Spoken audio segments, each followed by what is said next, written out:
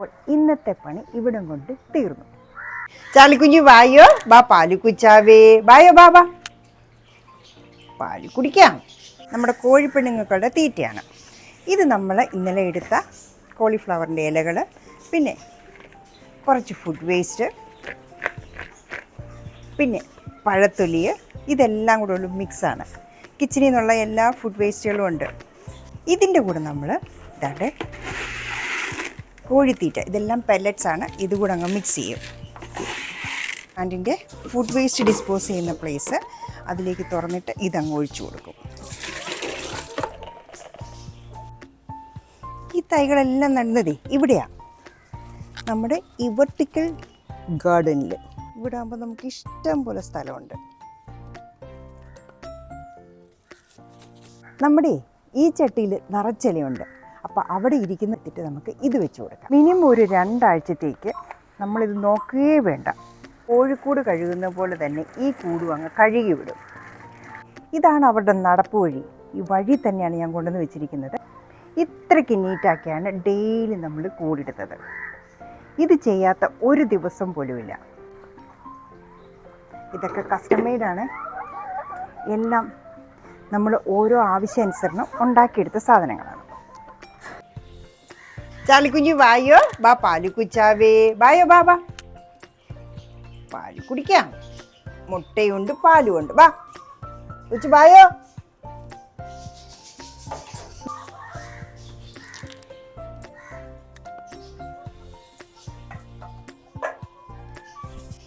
ചെല്ല പാല് കുടിച്ച്. Good boy. മുഴുവൻ കുടിക്കണേ, അമ്മ അടച്ചിടാം കേട്ടോ. പാല് കുടിച്ചിട്ട് വാ.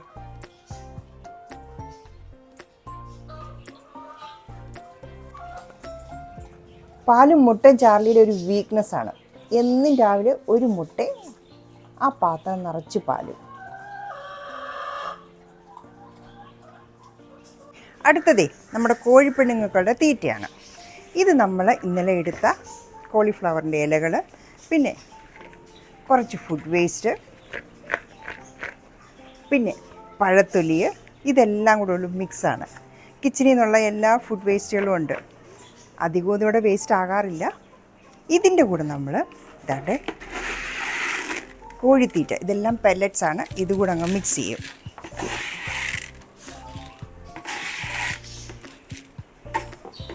പച്ചിലകളും പിന്നെ പെല്ലറ്റ്സും കൂടെ അങ്ങ് മിക്സ് ചെയ്തിട്ട് ഇങ്ങനെ അങ്ങാക്കും. ഇതാണ് നമ്മുടെ കോഴിപ്പെണ്ണുങ്ങൾക്കുള്ള ആഹാരം. എന്നും വൈകുന്നേരങ്ങളിലേ കോഴിത്തീറ്റ മാത്രമാണ് ഇവർക്ക് കൊടുക്കുന്നത്. അപ്പോൾ ആ കോഴിത്തീറ്റ ഇവർ മുഴുവനായിട്ട് കഴിക്കില്ല. അതിന് നമ്മൾ എന്ത് ചെയ്യുമെന്ന് വെച്ച് കഴിഞ്ഞാൽ, ഇത് വേസ്റ്റ് ആകാതിരിക്കാൻ വെള്ളത്തിൻ്റെ പാത്രം എടുത്തിട്ട് ഈ ഉള്ള തീറ്റകൾ കൂടെ നമ്മൾ നമ്മുടെ ഈ ഫുഡിൻ്റെ കൂടെ അങ്ങോട്ട് മിക്സ് ആക്കും. അപ്പം വെള്ളം ഇവർ കുറച്ച് തട്ടി മറിച്ചിരിക്കും. അങ്ങനെ ആകുമ്പോഴേ ഇതൊരു സെമി സോൾഡ് സ്റ്റേജിലെത്തും. ഇങ്ങനെ. അപ്പോൾ വലിയ വെള്ളവും ഇല്ല, എന്നാൽ കുതിർന്ന കോഴിത്തീറ്റ ഈ കൂടെ ഉണ്ട്. ഇതാണ് കൊടുക്കുന്നത്. അപ്പോൾ ഇന്നലത്തെ കോഴിത്തീറ്റ നമ്മൾ ഒട്ടും വേസ്റ്റ് ആക്കില്ല. ഒരു നേരം കോഴിത്തീറ്റ മാത്രമായിട്ടാണ് കൊടുക്കുന്നത്. ഇങ്ങനെ ഒരു മിക്സ്ഡ് ഫോം അല്ല. ഇതേ സംഭവം തന്നെ നമ്മൾ ഇവിടെ റിപ്പീറ്റ് ചെയ്യും. ഇവിടെ അധികം വേസ്റ്റ് ഇല്ല, കുറച്ചേ ഉണ്ടായിരുന്നുള്ളൂ. അതുകൂടെ നമ്മൾ ഇതിൻ്റെ കൂടെ അങ്ങ് മിക്സ് ചെയ്യും.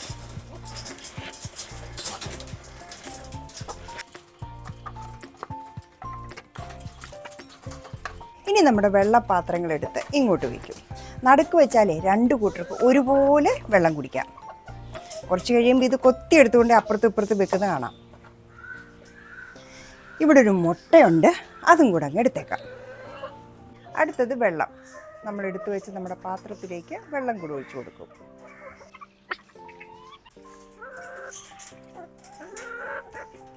ഇനി നമ്മൾ കൂടടക്കുകയാണ്.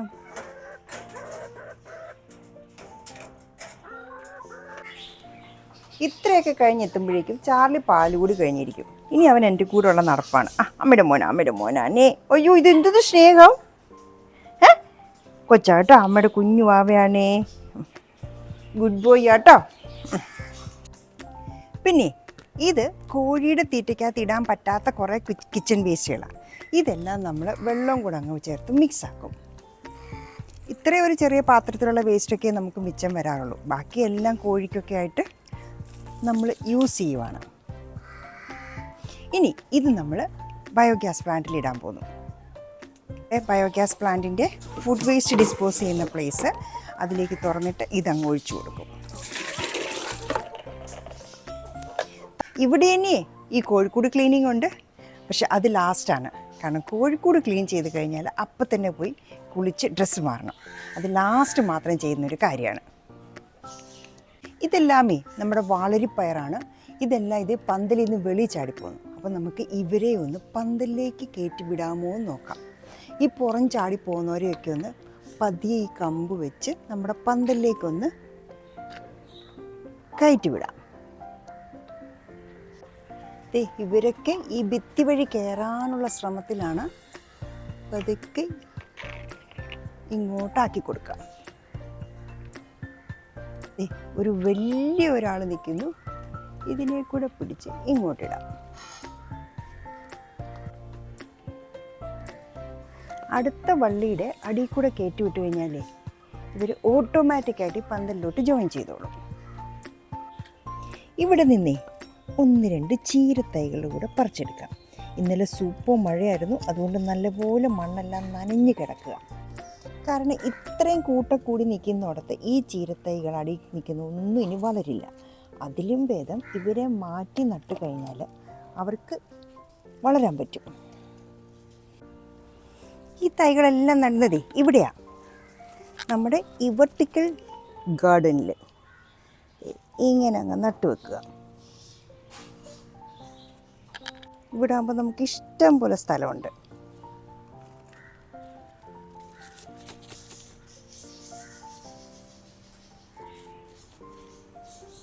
ഇവിടെ നട്ടു കൊടുക്കാം. എന്നിട്ട് ബാക്കി വരുന്ന മണ്ണെല്ലാം ഇതിൻ്റെ മുകളിലോട്ട് അങ്ങിട്ടേക്കാം. പാലുകൂടിയൊക്കെ കഴിഞ്ഞിട്ട് ചാർലി കിടന്നുറങ്ങുന്ന സീനാണിത്. കൈയൊക്കെ കടിച്ച് ഒരു കുഞ്ഞു കുട്ടിയായിട്ട് അവൻ്റെ ഷീറ്റും വിരിച്ച് വെളിയിൽ കിടന്നാണ് ഉറക്കം. ഉറങ്ങുവാണോ ചാർലിയേ? ഏയ് ചാർലി,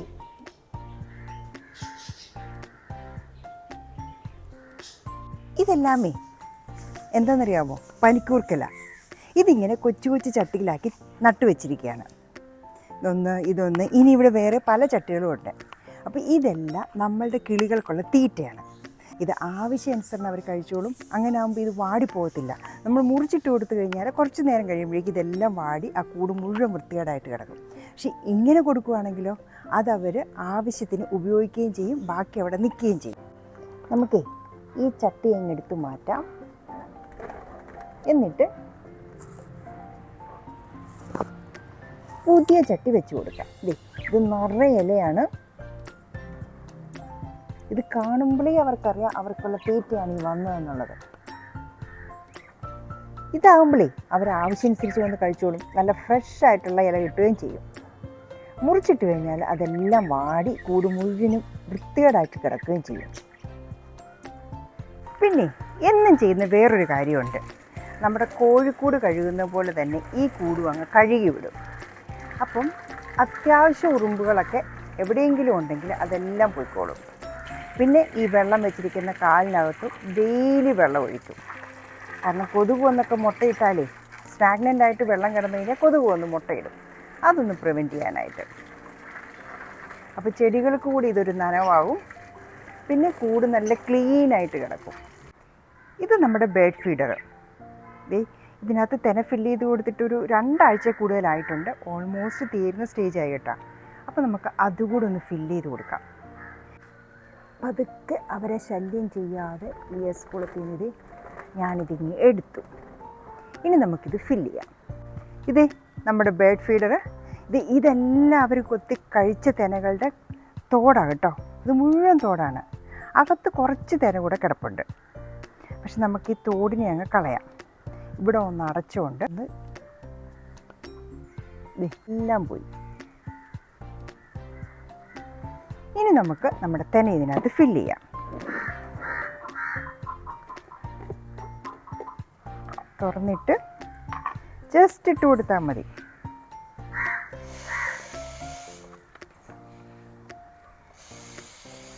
ഇങ്ങനൊരു ബേർഡ് ഫീഡർ ഉണ്ടെങ്കിലേ മിനിമം ഒരു 2 ആഴ്ചത്തേക്ക് നമ്മളിത് നോക്കുകയേ വേണ്ട. അവർക്കുള്ള തീറ്റയെല്ലാം ഇതിനകത്ത് സ്റ്റോക്കാണ്.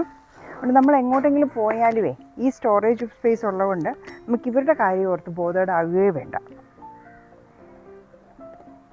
എസ്കുളത്തിലേക്ക് തൂക്കിയിടാം. യെസ്, ഇതാണ് നമ്മളിപ്പോൾ കിളിക്കൂട്ടിൽ നിന്ന് എടുത്തുകൊണ്ട് വന്ന ചട്ടി. ഇത് മുഴുവൻ അവർ കഴിച്ച് മുഴുവൻ തീർത്തിരിക്കുകയാണ്.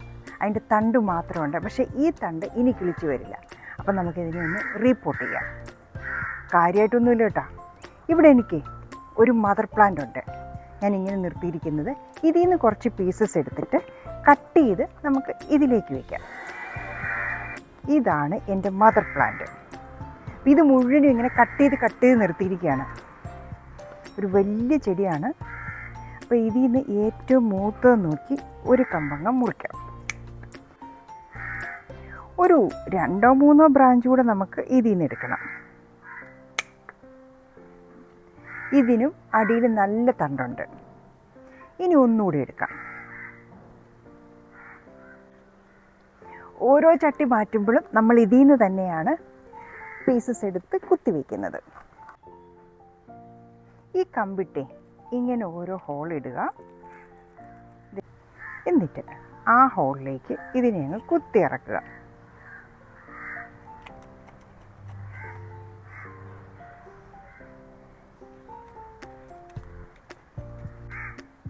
അപ്പം ഇങ്ങനെയുള്ള തണ്ടുള്ളതുകൊണ്ട് പെട്ടെന്ന് വേര് പിടിച്ചോളും.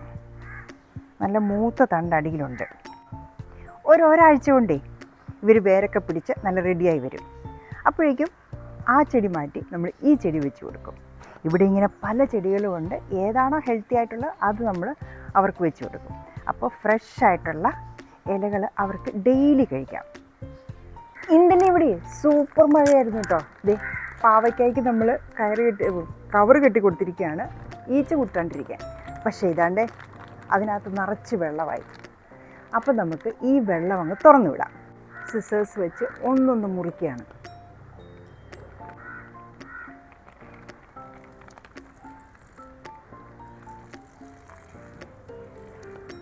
കുറച്ച് നേരം കൂടെ കഴിഞ്ഞിരുന്നെങ്കിലേ ഈ കവർ താഴെ ചാടിപ്പോയേനെ. അപ്പോൾ 1-2 ഹോൾ കൂടെ ഇട്ട് കൊടുത്തേക്കാം. ദേ ഇത്രയും പാവയ്ക്കകളെ നമ്മൾ കവർ കെട്ടി നിർത്തിയിരിക്കുകയാണ്. ഇനി ഈച്ചയും കൊതുകും ഒന്നും ഇവരെ കുത്തൂല. അടുത്തതേ ഒരു വളരെ ഇമ്പോർട്ടൻ്റ് ആയിട്ടുള്ളൊരു പണിയാണ്. ദേ ഒരു ഉരുളക്കിഴങ്ങിൻ്റെ പീസാണ്. ഇതെടുത്ത് ഇവിടെ ഇങ്ങനെ ഹുക്ക് ചെയ്യും. എന്നിട്ട് ഇത് വലിച്ചിടും. നല്ല സൂക്ഷിച്ച് വേണം ചെയ്യാനായിട്ട്. ഇതാണ് അവരുടെ നടപ്പ് വഴി. ഈ വഴി തന്നെയാണ് ഞാൻ കൊണ്ടുവന്ന് വെച്ചിരിക്കുന്നത്. ഈ കമ്പോസ്റ്റ് പൈപ്പിനകത്തുള്ള ഫുഡ് വേസ്റ്റിന് വേണ്ടി അവർ വരുമ്പോൾ ഈ ഉരുളക്കിഴങ്ങ് കാണുമ്പോൾ ചാടി വീണോളും. അടുത്തതേ നമ്മുടെ ബയോഗ്യാസിൽ നിന്ന് വരുന്ന ഈ സ്ലറികൾ നമ്മൾ മാറ്റിക്കൊണ്ട് ഒഴിച്ചു കളയണം. അല്ലെങ്കിൽ കോഴിക്കൂട് കഴുകുമ്പോൾ പിന്നെയും വെള്ളം വന്ന് ഇവിടെ എല്ലാം ഓവർഫ്ലോ ആയി. ഇനിയുള്ളതേ ലാസ്റ്റ് എന്നാൽ എന്നും ചെയ്യുന്നതും ഒരു ദിവസം പോലും മുടക്കാത്തതുമായ ജോലി നമ്മുടെ കോഴിക്കൂട് കഴുകണം. അപ്പോൾ ഇതുകൂടെ ആയിക്കഴിഞ്ഞാൽ ഇന്നത്തെ മോർണിംഗ് സെക്ഷൻ കംപ്ലീറ്റ് ആകും. ഇന്ന് ചെടിക്ക് വെള്ളം ഒഴിക്കേണ്ട, കാരണം ഇന്നലെ നല്ല മഴയായിരുന്നു.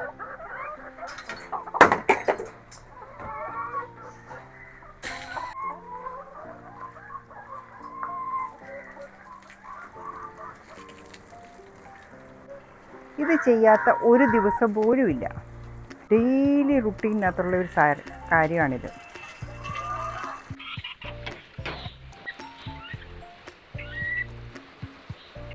നമ്മുടെ കൂടിൻ്റെ ക്ലീനിങ് ഒക്കെ കഴിഞ്ഞു. ഇത്രയ്ക്ക് നീറ്റാക്കിയാണ് ഡെയിലി നമ്മൾ കൂടിടുന്നത്. ഇനിയേ നമ്മുടെ മുട്ടയൊന്നും കാക്ക കൊണ്ടുപോകാതെ നമ്മുടെ കോഴികളെ കീരി പിടിക്കാതെ ഇരിക്കാനായിട്ട് ഈ മെഷ് എടുത്ത് ഇവിടെ അങ്ങ് ഹാങ് ചെയ്തേക്കാം. ഇതൊക്കെ കസ്റ്റം മെയ്ഡാണ്. എല്ലാം നമ്മൾ ഓരോ ആവശ്യാനുസരണം ഉണ്ടാക്കിയെടുത്ത സാധനങ്ങളാണ്. യെസ്, അപ്പോൾ ഇന്നത്തെ പണി ഇവിടം കൊണ്ട് തീർന്നു.